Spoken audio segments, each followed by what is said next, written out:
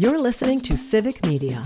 You can tune into any of our live shows on any radio station across the state with the Civic Media app. Find us in your phone's app store and listen anytime, anywhere. This is Amicus, a law review on the broadcast stations of Civic Media, and my name is Jim Santel. I am your host on this broadcast. This is our weekly weekend review of all things related to the rule of law and justice, the administration of justice, the delivery of justice, and yes, indeed, the interaction of government in so many ways, big, small, and in between. I am, as always, delighted and honored that you have chosen to spend some of your weekend time in discussion and engagement with me and these and other issues. I am joined in the Racine studio this weekend, as always, by my producer, Max. And together, we're taking your questions, specifically inquiries about the matters on our ambitious but achievable agenda. That phone number is 855-752-4842. Once again, that's 855-752-4842. And you can be a part of our discussion, especially encouraging your questions, your inquiries, your follow-up inquiries about the issues on our agenda this weekend, because the agenda itself, while it is more limited than normal, it is expansive in terms of detail. We spend a lot of time on this broadcast, sometimes in a very civics-specific way, sometimes a very law school-specific way, in explaining the rule of law issues, the challenges in America, and how we understand the events of our times. This broadcast this weekend is certainly no exception to that. We're going to spend a lot of time talking about two different buckets of information, two different buckets of events from just this past week. They are, in many ways, watershed events in American history, and they happened this past week. Yes, we're going to spend a lot of time talking about the indictment of James Comey, the former director of the FBI, former senior official of the United States Department of Justice, not only describing in great detail exactly what happened here, exactly what we know about the charges against him, the relatively skeletal indictment that was returned by a grand jury. We'll tell you a little bit about the process by which that happened. We'll talk, as we had last broadcast, about the change in the U.S. Attorney's position, the office there, from one attorney to another, and the result of that reassignment, that new appointment in Eastern Virginia that resulted in this indictment against James Comey. We'll talk about the continuity between the story that we described last weekend, having to do with the firing of the now former U.S. attorney, the appointment of a new U.S. attorney in that district, and yes, indeed, within almost hours, a couple of days, candidly, the return of this grand jury indictment against James Comey. We'll talk about what it means, what the content of it is, what the process is, what happens next, what the anticipated response is going to be, not just from James Comey. He has been on the media. He has been on social media recently describing his defiance, maintaining not only that he is innocent, but he plans to go to trial. We'll talk about the options that he has in the rocket docket in the Eastern District of Virginia to bring this case to trial very quickly. We'll talk about why it is that may be a very wise strategy. We'll talk also about the merits of what we know about this case, where it comes from, trying to read the tea leaves on a not especially descriptive and expansive grand jury indictment, but nonetheless giving it some context from what we know about the timing of the events charged in the grand jury indictment, what was going on at the time, and who are the references in this fairly cryptic, non-speaking grand jury indictment. We're going to talk about all of that because it's important to understand the specifics of this particular case, but secondarily, and I would argue even more significantly this weekend, the larger issue, the larger takeaway from the grand jury indictment of James Comey is the sliding of America into an authoritarian state.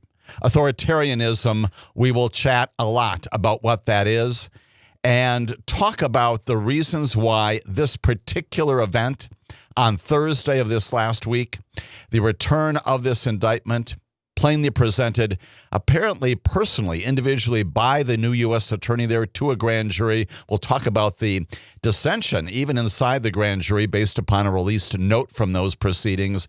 And then we are going to talk about authoritarianism. We're going to talk about what that is, what that means in terms of a regime and the manner in which that regime, that political entity, conducts its business. I will describe for you and make for you the offer that what happened this past week on September 25th is a watershed in the history, a watershed event in the events of American history.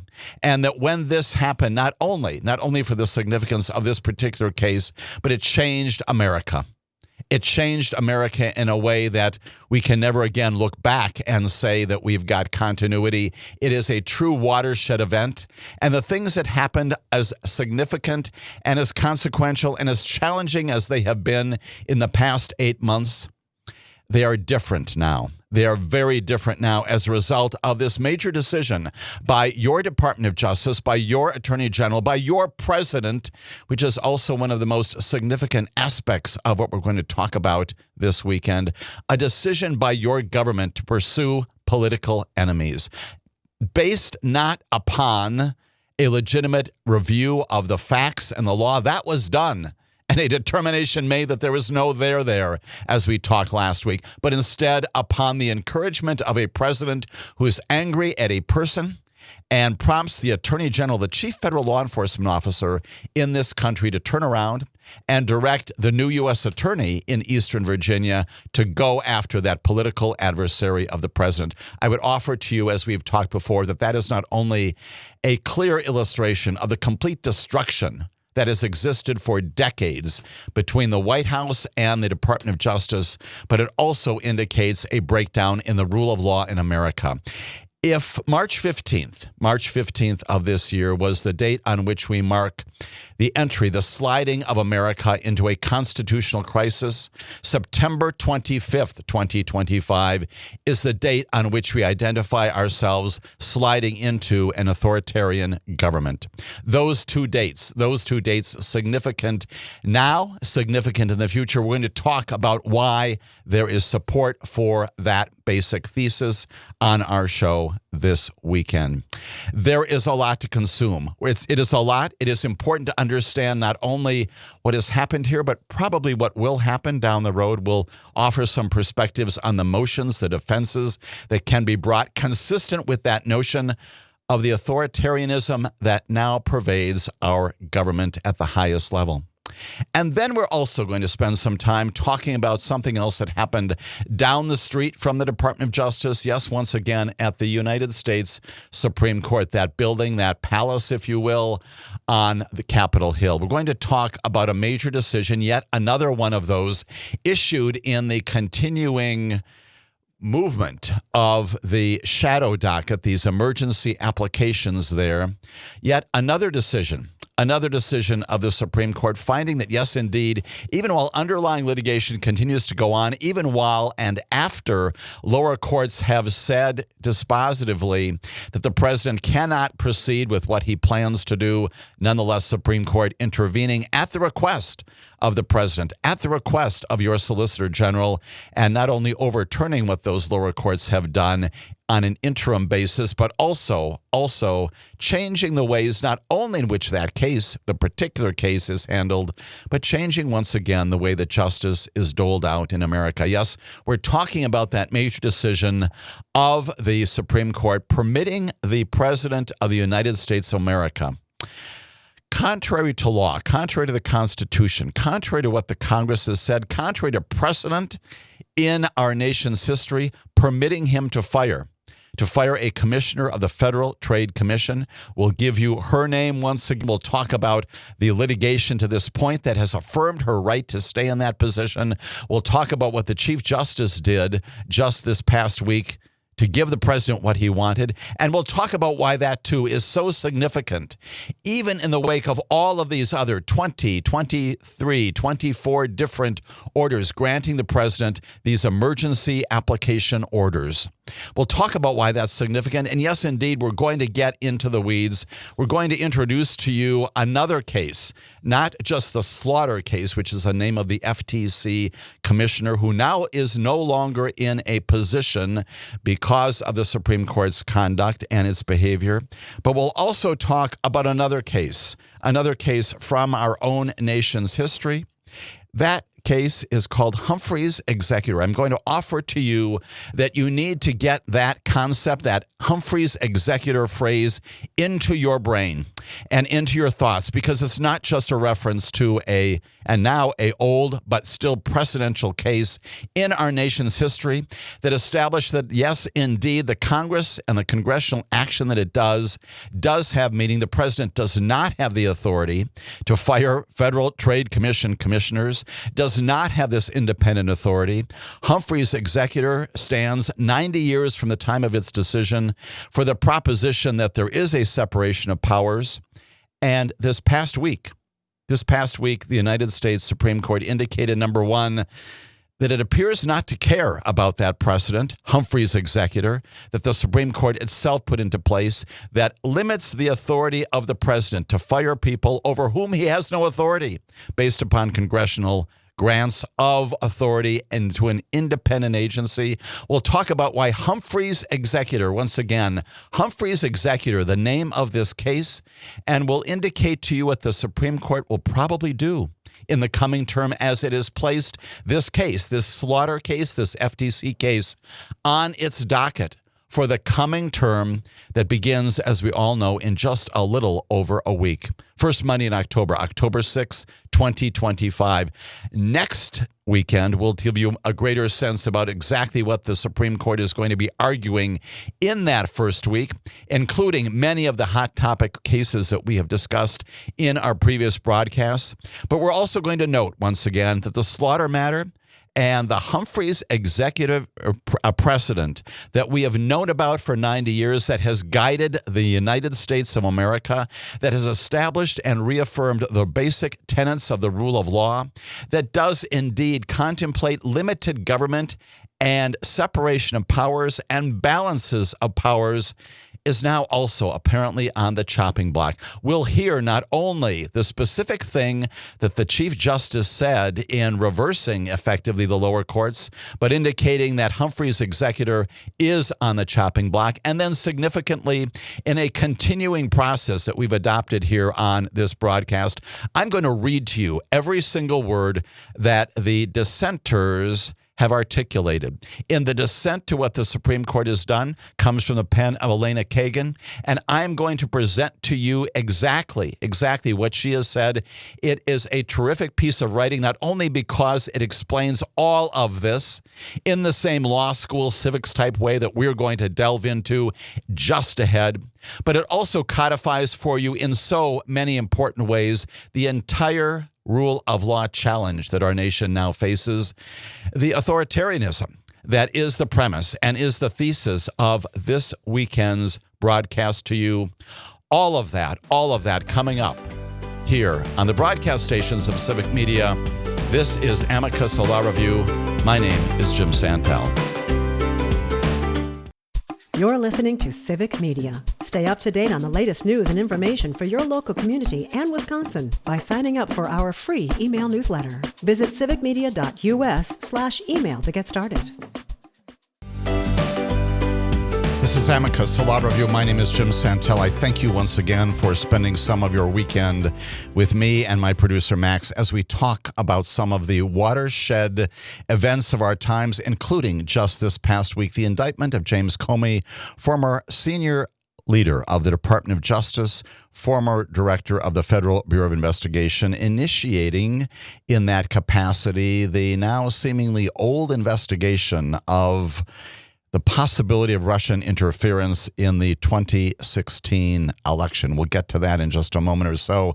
We're going to be chatting not only about what exactly happened this past week, we'll give you some sense of the content of the indictment, what will probably happen in the days and weeks and months just ahead, and then begin to give some broader perspective to why this particular indictment is indeed a watershed event in the history of America. Watershed taking its name, its application here from geography and the movement, the channeling of waters from one place to another, the separation of drainage of waters, things before different from things afterwards. That's a watershed event, a major shift in direction, separating history from present events. That's what we have here. So how do we get here? Well, last week, you may recall, we talked at great length about this change in the leadership of the U.S. Attorney's Office, one of the 93 in the nation, the U.S. Attorney position in the Eastern District of Virginia. It's right across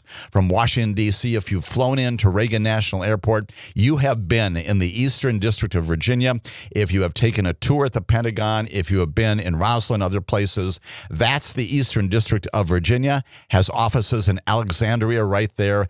And it's also a major place for prosecutions that derive from government officials, their work, their conduct, government employees, government functions, because of its proximity geographically to Washington, D.C. Again, quite literally, you can see the Washington Monument and the Lincoln Memorial and arguably the Capitol, and even beyond that, the Supreme Court building from a perch in the Eastern District of Virginia. It is right there, basically a part of our nation's capital. And it is in that setting that the president, if you believe his account, fired last week, as we reported, the then existing United States Attorney. His name is Eric Siebert, much connected to this Department of Justice, much connected to a fellow named Emile Beauvais, who was basically the leader of the Department of Justice in the early days, now on the Third Circuit Court of Appeals, very much connected. This is not a disconnected holdover, for example, from the Biden administration. A part of the mechanisms inside the Department of Justice support by the Attorney General, by the Deputy Attorney General for being right there. Support from senators on Capitol Hill, commented on by the president, who says, you know what, I don't like the fact that we've got Democrats in the Senate who are supporting Eric Siebert, that's his name, and for that reason, he's got to go. Well, actually, the reason why Eric Siebert, according to his own account, resigned, the reason why, according to his account, the president decided to fire him was because Eric Siebert made a prosecution decision. He did what's called a declination. He declined to do something. U.S. attorneys do this all the time. It is not in the public domain. Why? Because we do not get out and say publicly, we have decided not to indict a person or an entity, a corporation. We have closed an investigation without finding any indication of criminal conduct or criminal activity. That is the appropriate way to do it. Why? Because you're not tainting the reputation. You have all seen those headlines in the news. A person is under investigation. No charges come of that, and yet that taint lingers. Inside the Department of Justice, it has been policy for decades not to go public with declinations, except in those situations where there is a public need, a public interest to know about those. Well, the president has created that public interest by identifying his political adversaries. He did it during the campaign. He continues to do it in Truth Social statements, publicly in statements on the media. He has sent statements in the media and in public statements to his very attorney general, frustrated by the fact that his political adversaries have not been prosecuted by this Department of Justice, including a now withdrawn text on his own Truth Social platform, urging, asking his attorney general to go ahead and prosecute people who have been his adversaries. Among that group has been Letitia James. She is the Attorney General of the state of New York, and James Comey, the former director of the FBI, again, who initiated that Russia investigation and has also run afoul, plainly, of the president in other ways by refusing, effectively, to pledge his allegiance to the president as opposed to the allegiance to the United States of America and to the people of our nation. Eric Siebert encouraged to, and does for months, in concert with the FBI, investigates if there's anything there to see with respect to James Comey and others, including Letitia James, arguably arguably others also on that list, which appears to be expanding even in this weekend. What he does in the end is he says, I found nothing. There's nothing in this file, nothing we have been able to turn over in terms of interviews, in terms of review of documents, in terms of examination of anything that may be out there that suggests that James Comey committed a crime. And because of that, we are declining the declination decision, that we're declining to prosecute, and that's what he did. And shortly after that, of course, that gets the attention of the president, who says, I'm firing you. Eric Siebert says, I'm leaving, and he is gone.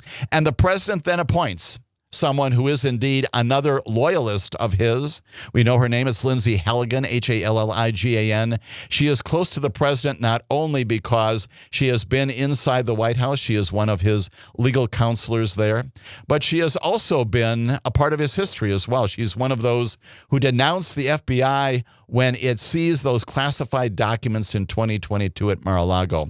We'll tell you more about Lindsay Halligan, who is now the U.S. Attorney in Eastern Virginia, doing the president's bidding, and indeed, that's exactly what she did. This past week, announcing then an indictment of James Comey. All of that as Amicus, a law review, continues. My name is Jim Santel, and this is Amicus, a law review here on the broadcast stations of Civic Media. We are necessarily appropriately spending a great deal of our time in this weekend broadcast talking about the significance, the import for the rule of law, for the future of our nation of this indictment. Seemingly a small event in the history of America, but huge in terms of establishing clearly the authoritarianism that is now our government. Let's talk more about the process by which we got here. We have the interim U.S. attorney newly placed there by the president. He has the authority to do that. She has not yet been confirmed, but you can do that under the rules and the laws of these kinds of processes. Her name, once again, Lindsay Halligan. She has up to this point been inside the White House. She is a lawyer there. She previously was one of those folks who denounced when the FBI seized those documents way back in 2022 from Mar-a-Lago. She has also, as a special assistant inside the White House up until this past week, a lawyer there has taken one of the leads in scrutinizing exhibits from the Smithsonian Institution for, as she has described them, improper ideology. She is a lawyer. She is an insurance lawyer, and that is good and decent and appropriate work. And it is important work in any jurisdiction of the United States of America, including Florida, which is where she has practiced for much of her career. It is not prosecutorial work. It is not involved in trial work, not presenting cases to a grand jury or to a petit or trial jury. Prosecution is not a part of her experience. The president seizes upon her, describes her as a tough prosecutor, even though there's nothing to suggest that that is a part of her past. And indeed, the president gets from her what he did not get from Eric Siebert, the now former U.S. attorney in the Eastern District of Virginia. It is an interim U.S. attorney appointment. And this happens significantly once again after the president makes clear in public statements on his own social media posts that he is upset. He berates the Attorney General, Pam Bondi, as late as Saturday of this past week for not moving more aggressively to prosecute people like James Comey and people like Letitia James, the New York Attorney General, and Adam Schiff, a Democrat, a senator from the state of California. She plainly is briefed on the case. She is in the U.S. Attorney's office. She has the authority now to do these kinds of things, that is, to authorize prosecutions, and that's exactly what she did. And in somewhat of an unusual proposition, a procedure here, not unknown. U.S. attorneys do have the authority to do this, but typically it's assistant United States attorneys who actually present cases to the grand juries to determine whether or not there is probable cause to indict. Grand juries, of course, are these groups of people, up to 23 members, 16 needed to conduct business. They are called in from the public at large. They are there to determine whether or not the government has indeed offered to them, presented to them evidence of a crime. Probable cause is the assessment. That is plainly not the highest level of proof needed. We know about the trial proof level. That's beyond a reasonable doubt. This is probable cause. And yet grand jurors have a role to play, as you have heard me say on many broadcasts in the past. Grand jurors do not simply indict ham sandwiches. It was my experience for 30 years presenting to grand juries in the Eastern District of Wisconsin that every single one of them takes their job incredibly seriously, ask questions of witnesses, ask questions of the agents who are there, ask questions of the prosecutors, including me, as an assistant United States attorney, questions the things that are before them, and then make determinations, yes, in private, yes, without the presence physically at that time. They vote on whether or not an indictment should issue, and if so, what that should look like. It is not the case, and reject the notion to the extent that you see it, that it is a simple and easy thing to get an indictment. Indictments, again, are not subject to the rigor of the adversarial process, sometimes perhaps appropriately bemoaned by defense counsel. But my experience, grand jurors take their job seriously. And what happened in this case is that they did just that. They plainly were presented, we don't know exactly by what the testimony was. Entirely possible it was presented through what's called hearsay testimony. And yes, indeed, there's nothing wrong in the grand jury process for an agent there to summarize the results of an investigation that may have been done here. We don't know. We may find out at some point down the road when the transcripts of what happened are released in the context of the trial of this case. It may well be that a special agent of the FBI summarized all of this. That's appropriate. And the grand jurors then reviewed all of that.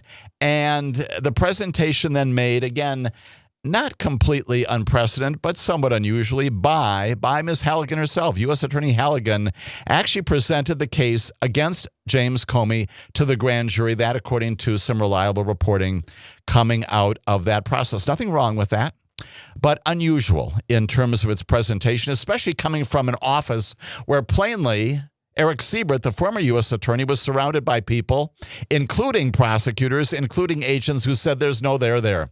There's nothing to see here. And it's entirely possible that the reason why the U.S. attorney, again, within her ambit to do it, she's got the authority to do just this, herself presented this case to the grand jury. What else do we know? Another peculiar thing happened here. The judge presiding over not the events right inside the grand jury, but responsible for the administration of the grand jury system there. Remember, once again, grand juries are not entities of the Department of Justice. They are entities of the courts. They're a part of the federal court system. They're a jury, as is a trial jury. And so what we have here is the presiding, administering magistrate judge releases some notes of the grand jury's determination. And it turns out that in part, one of those notes indicated that among the counts presented by the U.S. attorney to the grand jury for consideration was one that they did not adopt, independently determining that, no, we're not going to indict on that count. Also, some indication that there may not have been unanimity even on those counts that were indeed indicted. Some indication, according to the note, 12 or more grand jurors did not concur in finding the indictment in count one. We're not quite certain what that reference may be to, but plainly, once again, affirming my thesis for you today that this was a grand jury that was doing its job. Even if presented with hearsay evidence, again, that's permissible, not necessarily hearing, as you will at a trial, from the individuals whose testimony is summarized by the agent who's appearing in front of them. We'll see what that all looks like. Lindsay Halligan, the U.S. attorney, presents this, and yes, indeed, she does obtain a grand jury indictment in this case. And it is a 2-page grand jury indictment. It is fairly skeletal. It does the job to the extent that it goes down that road. I'm going to read to you some portions of it because it's very simple. It comes in the Eastern District of Virginia. You're thinking, well, gee, why, Jim, is it going on in the Eastern District of Virginia? Because it relates, as you will hear, to statements made by James Comey in the context of a congressional hearing way back in September of 2020. And once again, you're thinking, wait, Congress is in Washington, D.C. That's across the Potomac River in our nation's capital. Why is this case indicted? Why is it venued, to use the legal term, in the Eastern District of Virginia, the Alexandria Division? The answer is this was COVID time. And so the Congress was conducting an investigation, a review, an examination, some oversight of matters, and doing it by Zoom. And while many of the senators were there at the Capitol, again, separated with many of them with masks and doing all those things that we were appropriately doing, health-related concerns in September of 2020, James Comey was at his home, his personal home in Virginia, in Eastern Virginia, and it was there that he provided testimony, in particular, responding to questions of one of the senators. His name is Ted Cruz. He, as you know, is from Texas. So what does the indictment say? The indictment is in 2 counts. Basically, the first one is under 18 U.S.C. Section 1001. That prohibits the making of false statements to the government. It says this: on or about September 20th in the Eastern District of Virginia, the defendant, James B. Comey Jr., willfully and knowingly made a materially false, fictitious, and fraudulent statement in a matter within the jurisdiction of the legislative branch of the government of the United States of America. By falsely stating to a U.S. Senator, again, we believe that's Ted Cruz, during a Senate Judiciary Committee hearing that he, James Comey, the defendant here, had, again, this is quoted here, had not authorized someone else at the FBI to be an anonymous source in news reports regarding an FBI investigation concerning Person 1. There's a lot there. There's a lot of language there. And again, we're not given a lot of specificity on exactly what that means, but it plainly has to do with some allegation here that James Comey lied, made a false statement knowingly, willfully. We'll get back to the content of proof of false statements in just a moment or so. Lied to the senators, lied to the Congress about whether he had authorized someone else. We think that may in fact be a fellow named Andrew McCabe, who is his deputy. You may have heard of him in the past. Maybe a fellow named Daniel Richman. Comey has also designated him as a special employee at the time. We don't know their names. We'll get back to that in just a moment or so. But he had not authorized someone else at the FBI, those people, to be an anonymous tip in some news report related to an FBI investigation. Could be likely related to the 2016 election, maybe having to do with things related to the matters that were before him as the director of the FBI, some references to Hillary Clinton, some references to Donald Trump. All of these things we don't know with specificity. It goes on to say the statement is false, however, because James Comey, the defendant then and there, knew that he in fact had authorized this person. Person number 3, another person unidentified here, maybe that's Andrew McCabe, to serve as an anonymous source in a news report regarding an FBI investigation concerning Person 1. So we've got lots of cryptic references to people not identified by names, but the allegation here in violation of Section 1001, allegedly, is that James Comey told the senators that he had not authorized this other person to engage in some anonymous report, some news tip to the media, when in fact he had done just that. That's the nature of the false statement alleged in the indictment. It's a lot. It's very wonky. It's very much down the rabbit hole, and it is very specific. We'll get back to the concept of materiality in just a moment.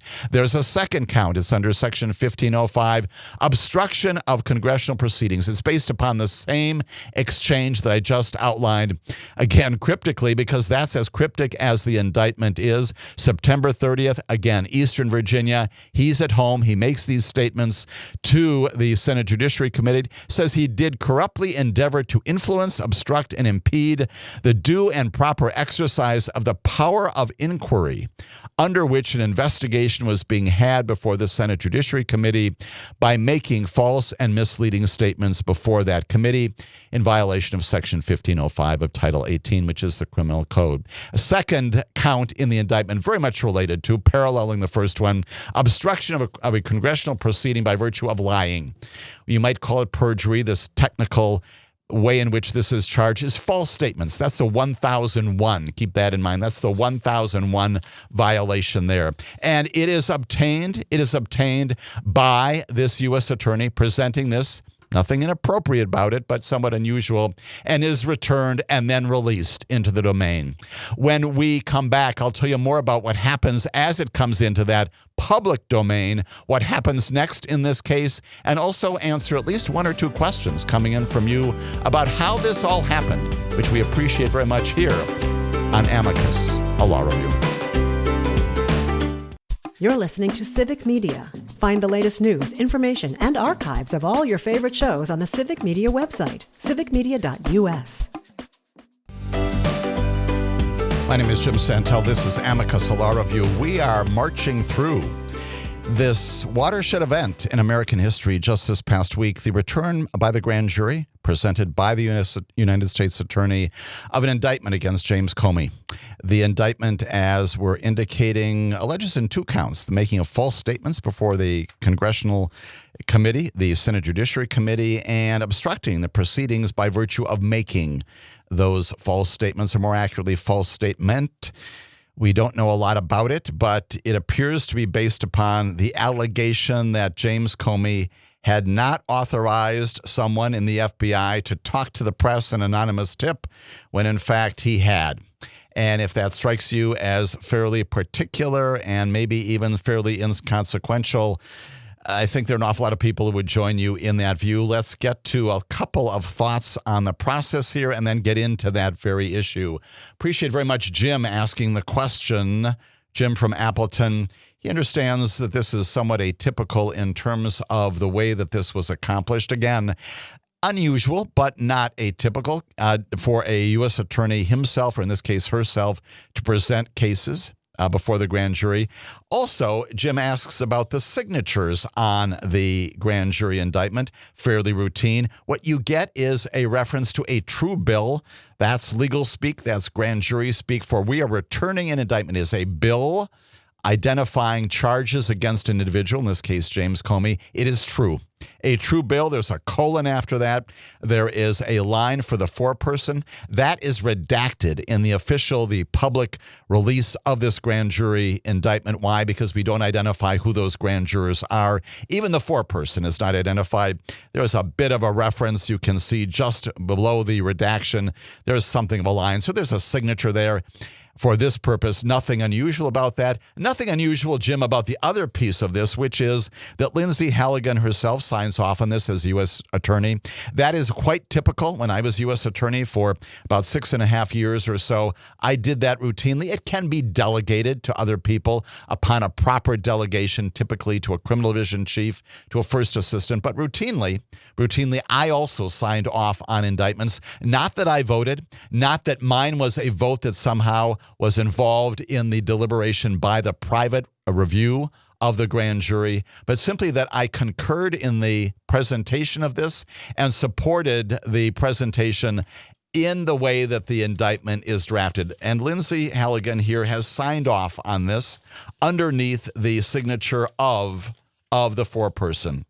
That's the answer to the appearing before the grand jury and also signing off on the charging documents. Nothing there particularly significant. Can be done and is done fairly routinely. What is significant, of course, is, and the reason why we get then necessarily into what this is going to look like down the road, is this is an allegation of false statements. What do we know about false statements? Again, charged under the Federal Criminal Code.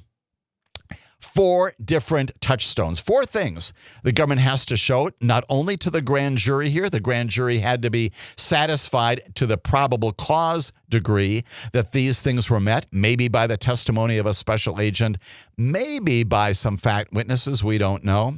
4 things have to show. Number 1, the defendant made the statement under oath.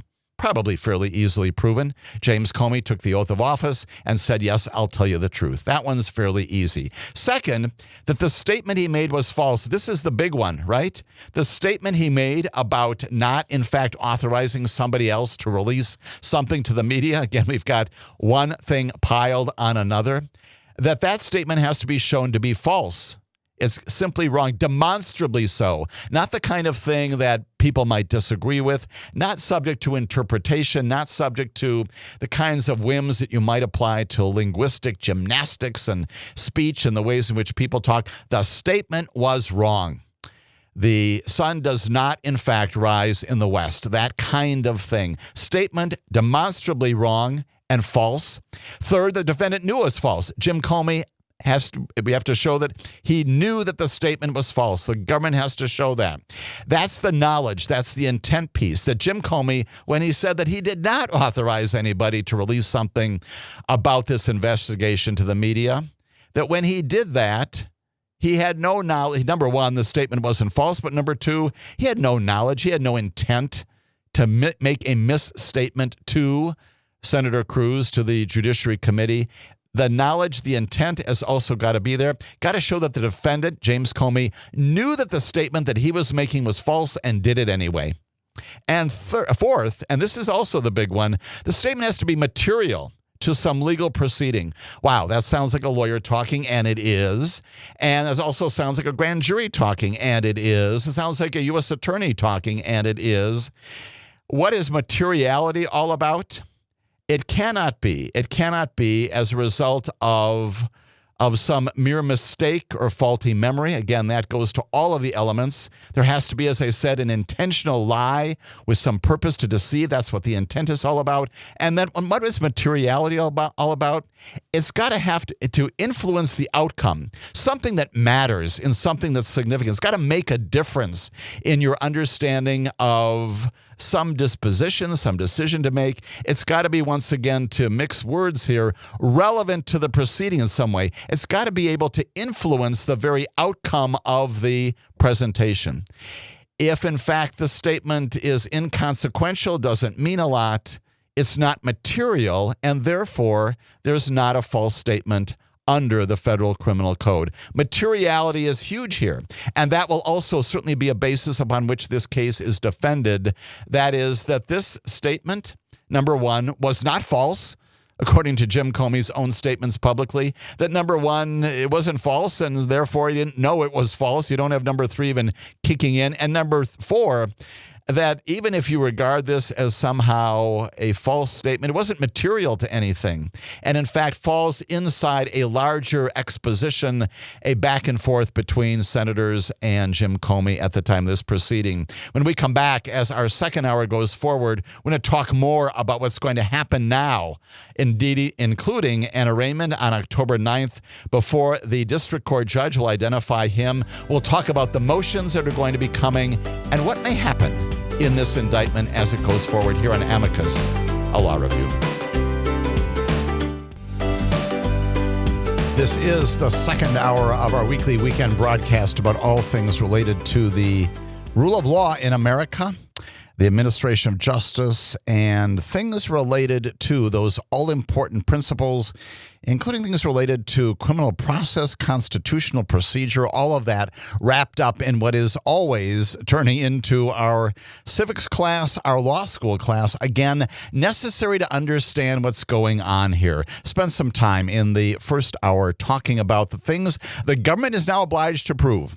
The U.S. attorney, through her own work, through that of other people in the office, have now got to present ultimately to a trial jury in the public domain evidence, not only that the statement that James Comey made about not providing, not offering this tip up, not encouraging someone else to engage in the media, that was false, that he knew it was false. And again, this materiality notion, that it's got to somehow be a statement that would have influenced the outcome. In this case, the presentation to the Senate Judiciary Committee back in September 2020. What did that misstatement, assuming it is, that false statement do to change the course materially, significantly? How did it matter when it comes to the representations being made allegedly falsely by James Comey? That's now the government's proof. That's their burden that they've got to establish at a trial. James Comey doesn't have to present anything at all in the pretrial proceedings or in the trial itself. Let's talk about what happens next. Well, this case has been assigned now to a judge. He is a federal district court judge. He is there in Eastern Virginia, not in Washington, D.C. He's in Alexandria, and his name is Michael Nachmanoff, Nachmanoff. And Judge Nachmanoff has already scheduled an arraignment. for October 9th. That's going to be a busy week in American history once again, also the week in which the Supreme Court reconvenes for a number of oral arguments.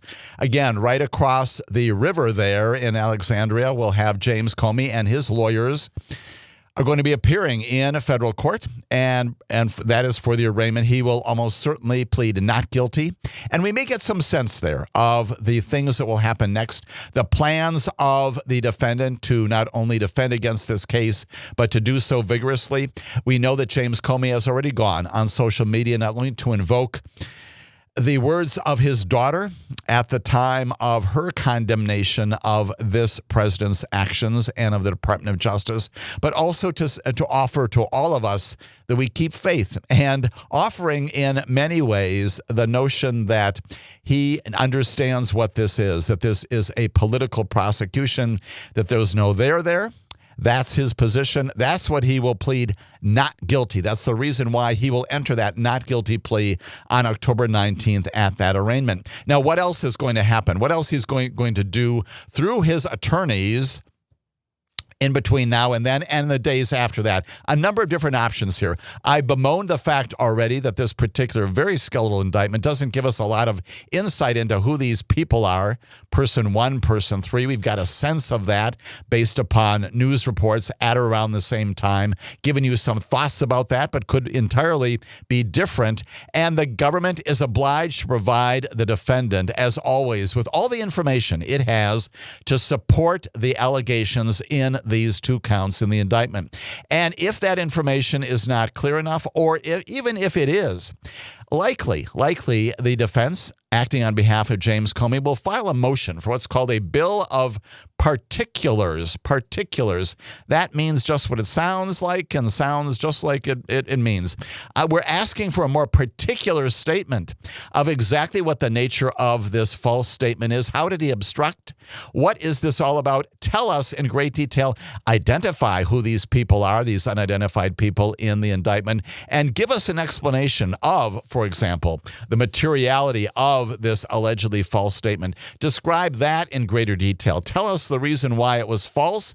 Tell us the reason why your evidence supports, again, probable cause at trial has to be beyond a reasonable doubt.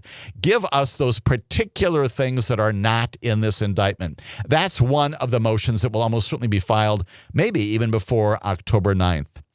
Here's the other one that's out there, and it comes basically premised upon all the things that the president, to some extent the attorney general, has said, not only in history, but also recently. And they're the statements from a president who plainly is pursuing this, again, plainly, unmistakably, because of the animosity, the political animosity between him and James Comey that goes back to the days when James Comey was the FBI director in the first Trump administration. Comey's indictment is problematic for the government for these reasons, perhaps even more than all this materiality and false statement and knowledge issue that I've already discussed. Comey's lawyers very likely are going to seek a motion, are going to present a motion and going to seek the dismissal of this case for what? For selective prosecution. For selective prosecution. That, the notion that the case is being, and the defendants being, improperly targeted for an impermissible reason. Not because the facts and the law support allegations beyond a reasonable doubt by probable cause, but because there's something else that's not related to the rule of law, not related to justice, not related to the facts and the application of the law to that. And that is selective prosecution when you are identifying a prosecution of this defendant despite others who might be similarly situated who are not being charged. Now, that's part of the possibility here.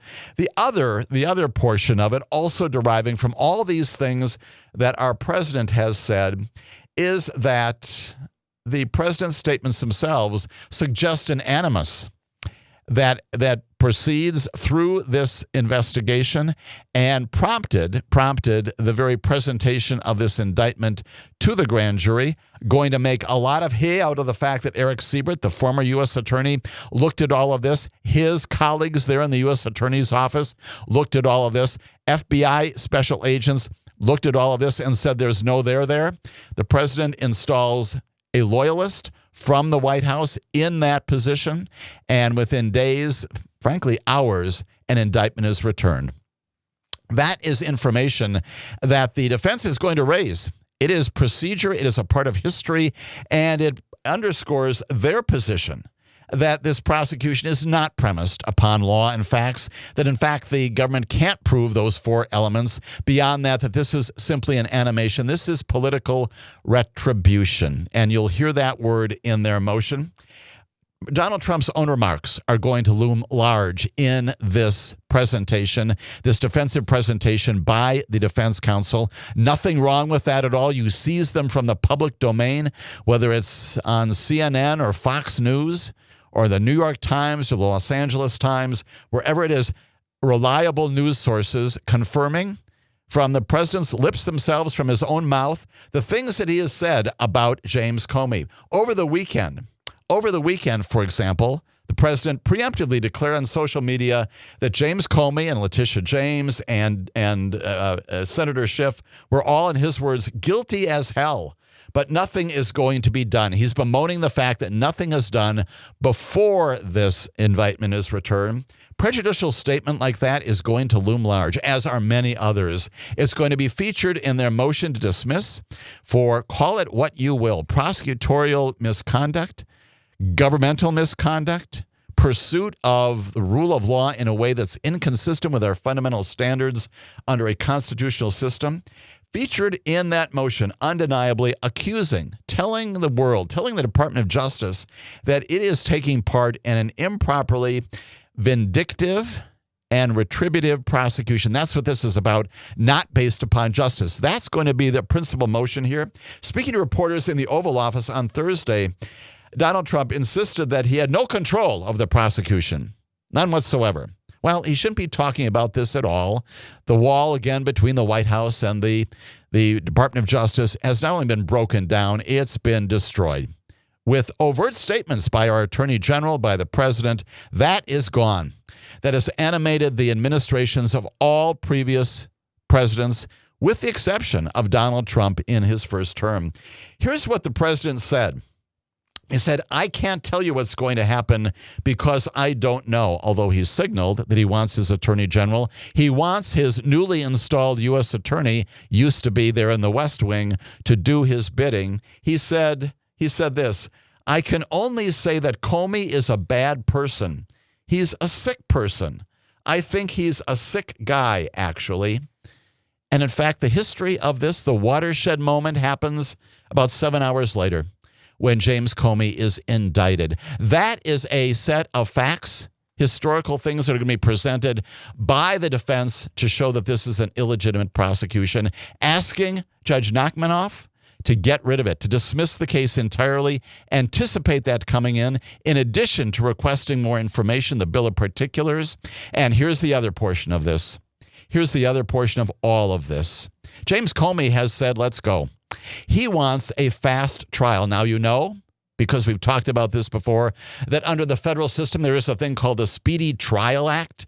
It requires, believe it or not, that every single criminal case be tried within 70 days after an initial appearance, after the case begins.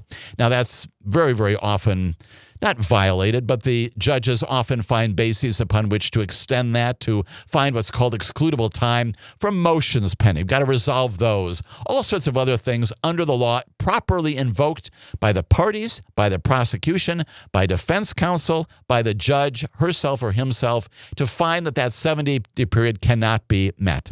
Nothing wrong with that. That's legal. In the Eastern District of Virginia, where this case is prosecuted, there's also a thing called the rocket docket. And yes, it's a euphemism for a very expedited process. And again, with all sorts of trappings related to it, it's in the local rules over and beyond what's in the Speedy Trial Act. There is contemplation, again, upon invocation by a defendant. I want my case tried even more quickly. I want my case tried within 30 days. 30 days is the rocket docket in the Eastern District of Virginia. James Comey, in his statement to the world on social media, denying these allegations, invoking once again the important words of his own daughter, talking about his status and being concerned about the future of America, also said, let's go. He is presumably signaling that he, through his attorneys, may ask the Judge Nachmanoff, to schedule this on for a very quick trial. Let's go. Yes, we need to get all the discovery. We need to get that bill of particulars. And yes, we're going to file our motion for improper prosecution, inappropriate prosecutorial conduct here, executive involvement in a way that it should not be. But also, let's pick a jury. Let's go ahead before the end of the year and try this case. It's not that complicated, he is saying, and we can identify in this very narrow allegation the singular thing that I said, that I did not authorize the release of this information to the media. Let's focus on that. It'll probably take longer to select a jury than to present whatever the government's evidence is of that. James Comey can take the stand and say also, if he wants to, as is his right, that this didn't happen, and let the jury decide this. He wants to go. And that may also be a part of the strategy that we will see here. Ultimately, Judge Nachmanoff is the one who decides that, and he is the one who makes the determination in the end, but that's upcoming. That's upcoming. When we come back, we'll talk more about the implications of all of this, not only for this particular case, but for America, this watershed event in our history that happened just this past week. All of that coming up on Amicus, a Law Review.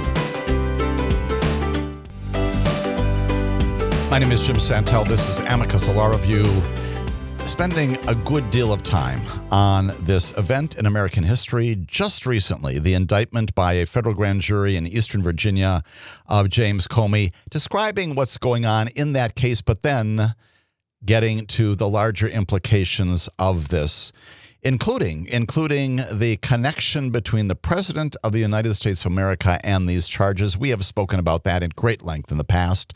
This notion, ever since Watergate, since 1973, 1974, Watergate reforms, establishing norms by which a president should not be able to command, to direct the prosecution of people in America. Why? Because you want that to be based upon the facts and the law, want that to be done by people who are experts, who know what they're doing, want grand juries to make determinations premised upon the facts and the law, do not want it to be infected by political animus, unlike what's going on here. And indeed, in addition to the things the president has said about James Comey prior to this indictment, we know that right after the return of the indictment, once again, he cannot be quiet. He posts on his social media outlet, "Justice in America," all capital letters, exclamation point. Justice in America, celebrating the notion, which I've always described as human tragedy. Any prosecution in America, regardless of who it is, what the circumstances are, it is all human tragedy. It is necessary, absolutely, as a part of our law enforcement process, but it is human tragedy. My president celebrates this justice in America. Also, of course, understanding and underscoring that he is directing what's going on at the Department of Justice, not only to Pam Bondi, not only to his former attorney, Todd Blanche, the Deputy Attorney General, not only to his newly installed U.S. Attorney in Eastern Virginia, who went into the grand jury and at his bidding got the very thing the president wanted, which is an indictment against his adversary, James Comey. All of that will be presented in motions asking the judge in Eastern Virginia to get rid of this case. Who is this judge? Well, he has been on the bench for a few years, former federal public defender, former magistrate judge there who does a lot of the pretrial work. Interestingly, just about of his history, a footnote to all of this, again, going back to the time of the first Trump impeachment proceeding. This is the judge who also handled the arraignments, just as he will do on October 9th, of James Comey. He handled the arraignments of these two fellows, Lev Parnas and Igor Fruman. Remember them? Lev Parnas and Igor Fruman. They were charged with funneling these foreign funds into U.S. elections. He handled the arraignments of those two and other proceedings, other cases, during his time plainly on the bench there in Eastern Virginia. He is going to be presiding over the arraignment on October 9th. That's the time when James Comey will come in with his attorneys It may be a completely uneventful proceeding covered plainly, hugely by the media on that day, but we may also get some hints, again, about what the defense strategy is here. It's entirely possible they may ask the judge, invoking the rocket docket, invoking the Speedy Trial Act, to say, Judge, we would like this case to be tried before the end of the year. We'd like it to go quickly. Let's go to trial. Let's present this case. It's relatively straightforward. It's skeletal in nature. It has to do with the exchange of a question and an answer by this defendant, and we'll figure out whether or not it was material, whether it was false, whether or not the defendant knew it. Let's make the government prove that case. Let's go ahead. They may do that. They may also file motions, again, selective prosecution, vindictive prosecution, inappropriate animus for a prosecution, all of that asking the judge to dismiss it. A bill of particulars as well, asking Judge Nachmanoff to do all of that. We'll see what happens. That may indeed happen, some of that, even before October 9th. What happens in addition to all of this that adds force to this notion that we are now in this authoritarian state in America, as evidenced by the fact that now our president, after threatening investigations, opening investigations of people, has now begun at his direction to indict people who he does not like. And in that connection, we know that even while all this is going on, other things coming out of the White House, Justice Department officials pushing prosecutors around the nation to investigate George Soros's foundation. Senior Justice Department official has confirmed that about a half dozen U.S. attorneys' offices have been directed to draft plans to investigate a group funded by George Soros. He is the Democratic donor. He's a billionaire who has demanded that the president has demanded that he be thrown in jail. Those U.S. attorneys in various places like California, New York, Washington, District of Columbia, Chicago, Detroit, and Maryland, all of that at the encouragement of this Justice Department.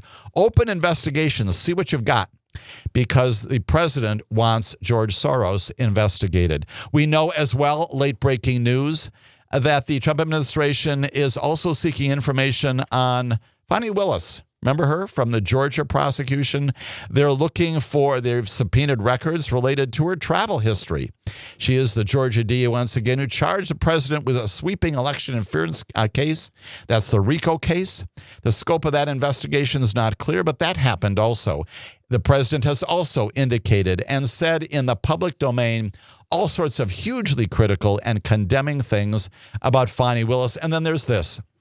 The president has also ordered, with the deputy attorney general and the attorney general right behind him, this past Thursday, with the FBI also there, he's ordering what he called a broad effort to root out groups, he says, organized political violence.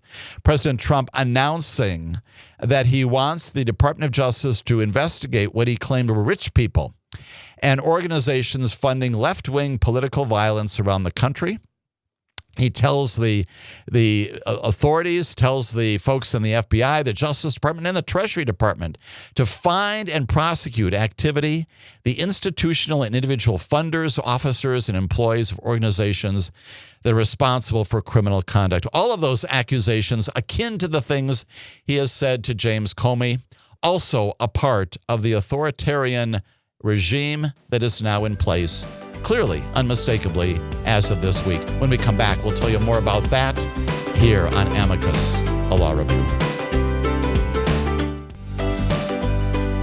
My name is Jim Santel. This is Amicus, a law review. We are spending the great majority of our time talking about this watershed event in American history, that is the indictment of James Comey, not only in and of itself important, but for the message it sends to all of us concerned about the rule of law and the conduct of the president, who is not only reaching into but directing the Department of Justice when it comes to the prosecution of people in the United States of America. Right now, it is James Comey. There are others plainly on his list. He has denied that there is a list, but he's identified people like George Soros and Fani Willis and other groups out there, Letitia James, Adam Schiff, others who have also been his adversaries over the course of the past decade or so. They may also fall prey to this kind of abuse of the system, abuse by an authoritarian government. We appreciate so very much the conduct of those people in our government who may push back on this kind of thing, including federal judges, including grand juries, including prosecutors who are saying no. That is the continuing struggle. They are the guardrails that continue to push back on this kind of behavior. That is not to say that it is not here at the same time. We also appreciate very much those of you who offer questions, inquiries, comments, and that includes Mark. You've been on the line for a while, Mark. Thanks for joining us here on our broadcast. Go ahead. Hello. Yes. Yes. Yeah. The animus, at least for James Comey, at least traces all the way back to, I would say, back to 2017 when Comey refused to drop the investigation of Michael Flynn and Paul Manafort, both of whom were actually convicted of playing footsie with the Russians, to put it mildly, playing footsie with them. That Trump has maintained there's been no connection between him and the Russians, and it's certainly belied by that fact that those two men were actually convicted. And he says the Russia thing is just a hoax. Well, apparently, I don't think it actually was a hoax. I don't think the Mueller report would indicate there was a hoax. But the animus here is just clear that he's going against all these people, and the tragedy. And Comey is doing things right, demanding his Sixth Amendment right to a speedy trial.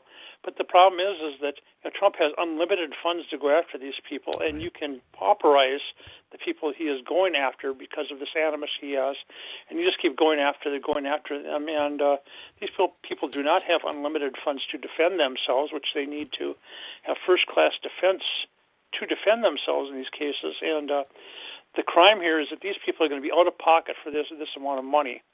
And that Donald Trump can just keep going on and on like he has done his entire bloody life, that he has gone after, used the courts to his advantage. I couldn't agree more, Mark. And again, your point is the one we've also made in the past, that let us assume, as many people are predicting in all sides of the political aisle these days, that this case is going to fall apart, whether it's on pretrial matters, if it goes to trial. We don't know for sure, but it certainly is a flawed prosecution.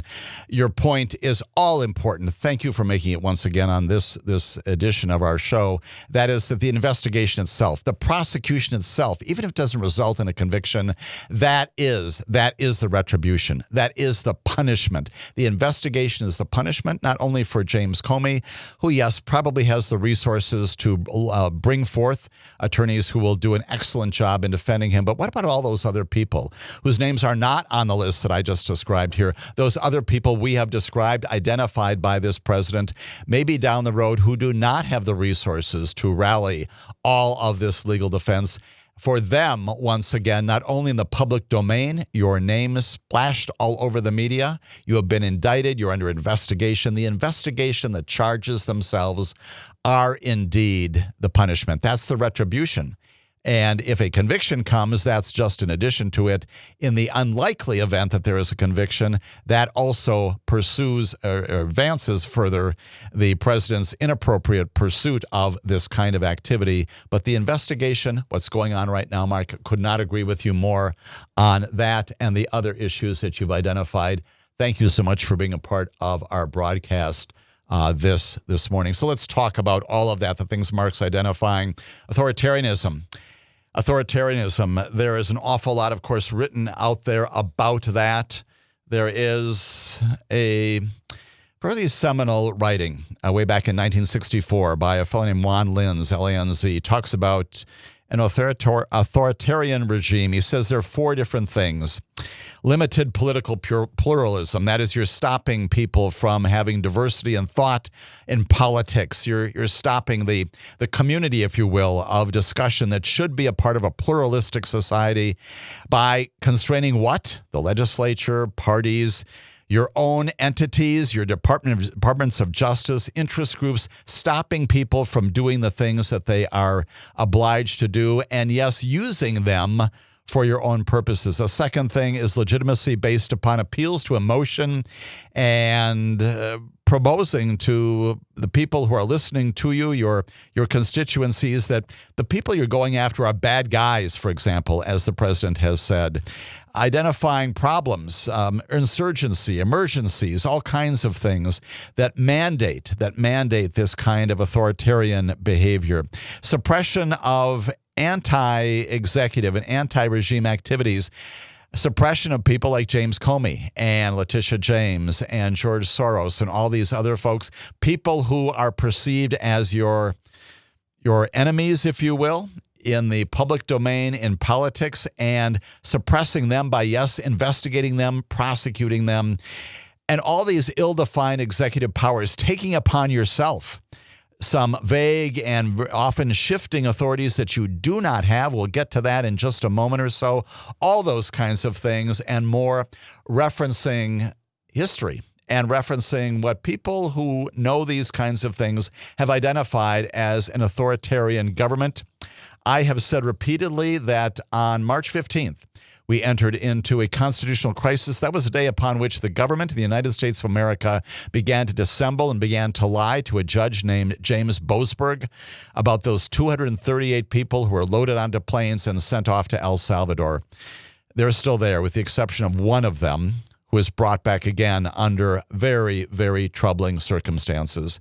On that day and going forward, the government, your U.S. attorneys, and your prosecutors in the federal courts in the District of Columbia in front of James Boasberg have lied, have misrepresented, as have other lawyers in that same regime, if you will, including lawyers who appeared in front of Judge Zinnes in Maryland and others around the nation. We know that that's going on as well, and we know that that has been the constitutional crisis of one entity of the government saying no to the other. That's no longer checks and balances. That is no longer simply pursuing an appeal. That is discarding the very mechanisms by which our government is checked and balanced. The separation of powers brought to its knees. That's the constitutional crisis we have been in ever since March 15th. That Saturday, when we began to lie to a federal district court judge, repeated in many other circumstances since then. This past Thursday, we now slip into authoritarianism by virtue of the fact that we have now permitted the President of the United States of America to take over the Department of Justice, to direct that his political enemies be prosecuted on cases and under facts that, again, are certainly subject to an awful lot of skepticism about whether or not the government can prove this, whether this is at all a merit-based prosecution. That is the subject of what will go forward here, but certainly the product of prosecutorial animus and misconduct at the direction, at the hands of a president who should have nothing to do with the Department of Justice. You do not want any of your decisions about who's prosecuted and isn't prosecuted in the District of Columbia, in the districts of Wisconsin, in California, in Texas, in Florida, the 93 districts, those have got to be independent of politics and partisan views. And if a president is involved in the decision-making about who and what and where and for what purposes a defendant or a series of defendants are indicted, your system is lost.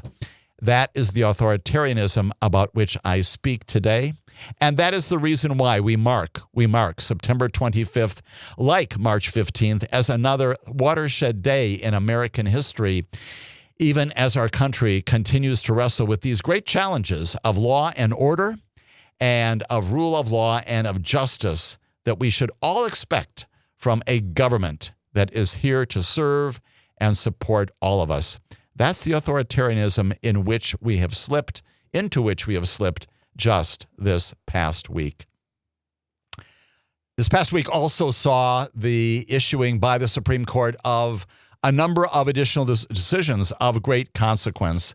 Let me identify just a couple of those and then speak in particular about this major decision involving, yes, what I'm going to encourage this broadcast and next broadcast for you to understand and put in your lexicon, this notion that Humphrey's executor is now on the chopping block. We'll explain that in just a moment or so. We know that just this past week, a couple of things happened before the Supreme Court, including the decision by the administration. Yes, now it's before the Supreme Court, the Trump administration asking the Supreme Court formally to allow the end of birthright citizenship. Not resolved by the Supreme Court on June 30th.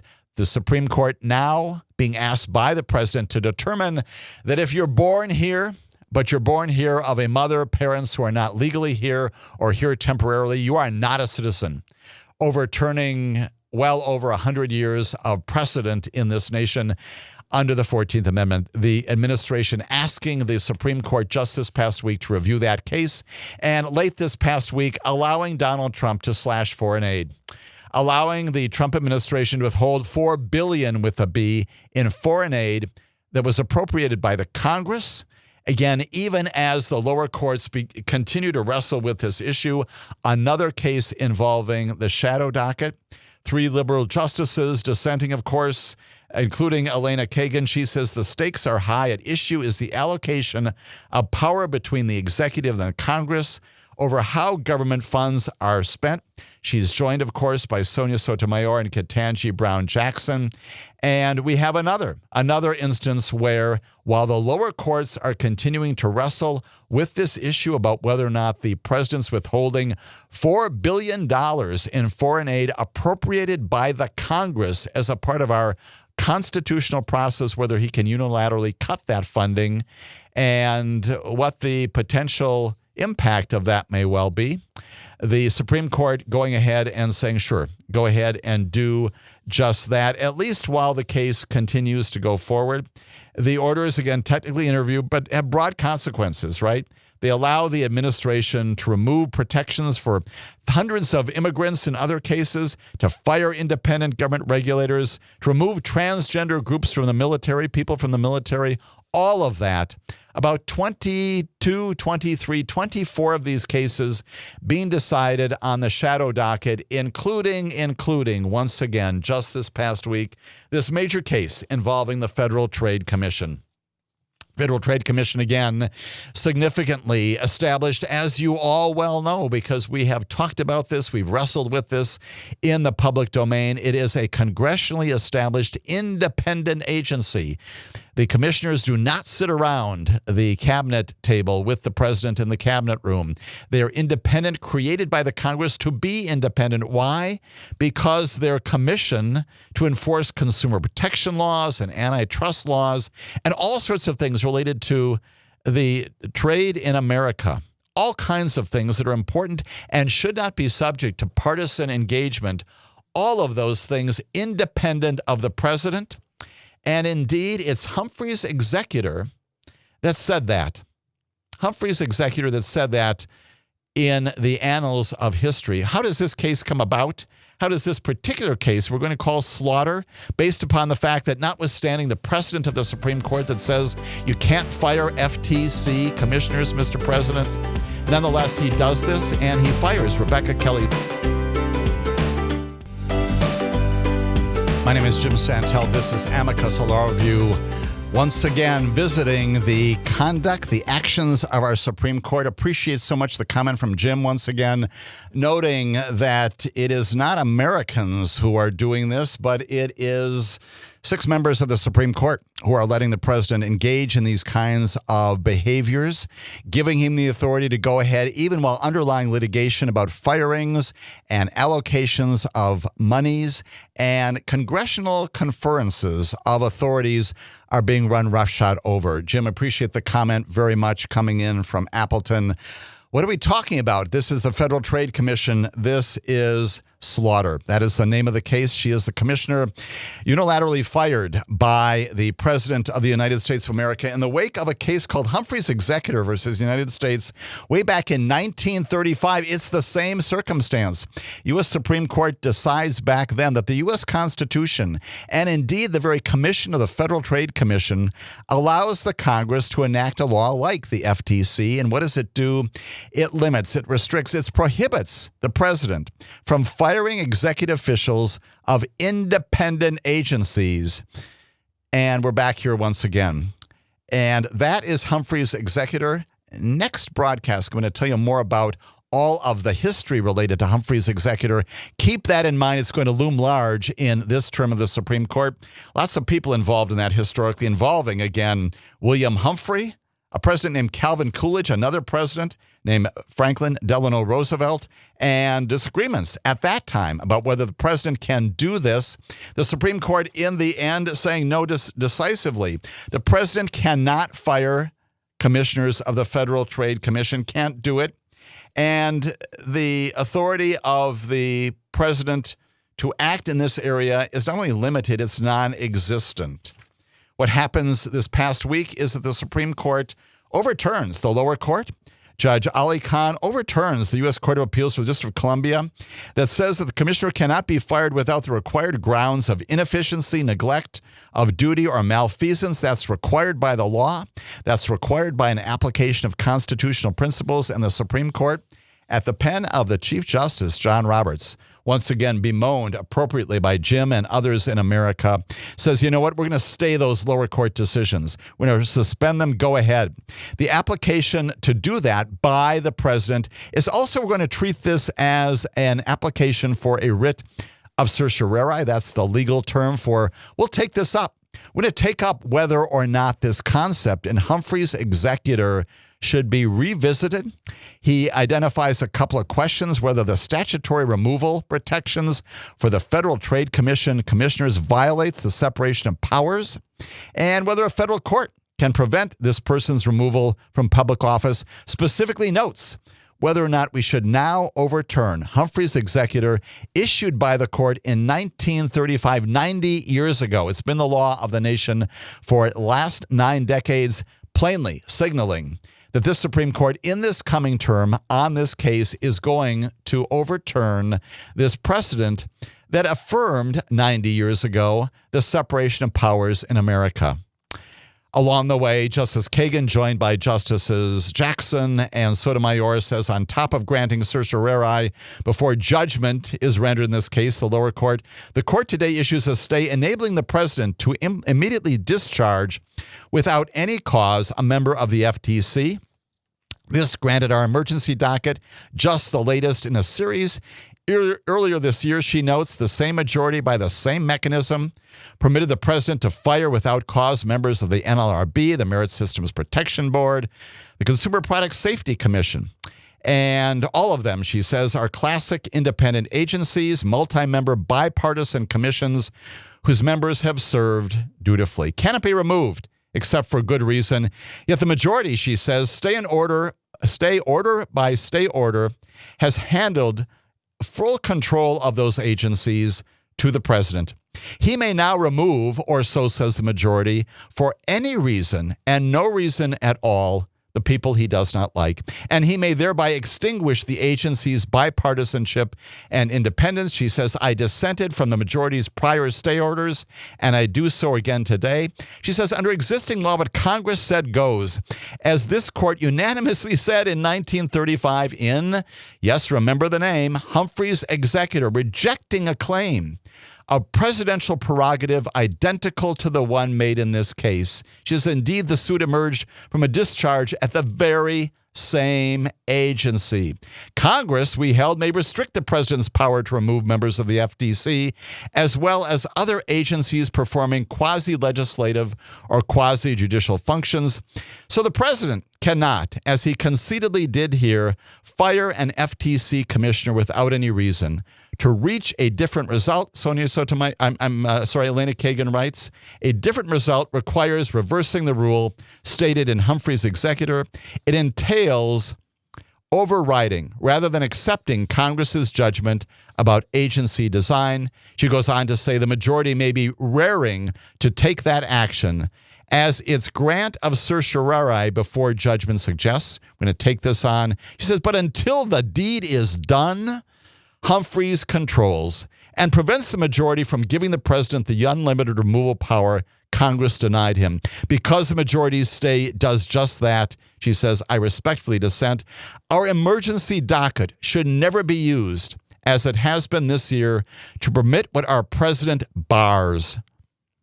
Still more, she says, it should not be used, as it has also been, to transfer government authority from Congress to the president, and thus to reshape the nation's separation of powers. Watershed event at the Supreme Court this past week that included at least 2 watershed events in American history. When we come back next week, again, I'll tell you more about Humphrey's executor. We'll talk more about the Supreme Court going into business once again. All of that as Amicus on the broadcast stations of Law Review. Amicus Law Review as our broadcast stations continue here, and inviting you back for more of that conversation. Have a good week, everybody.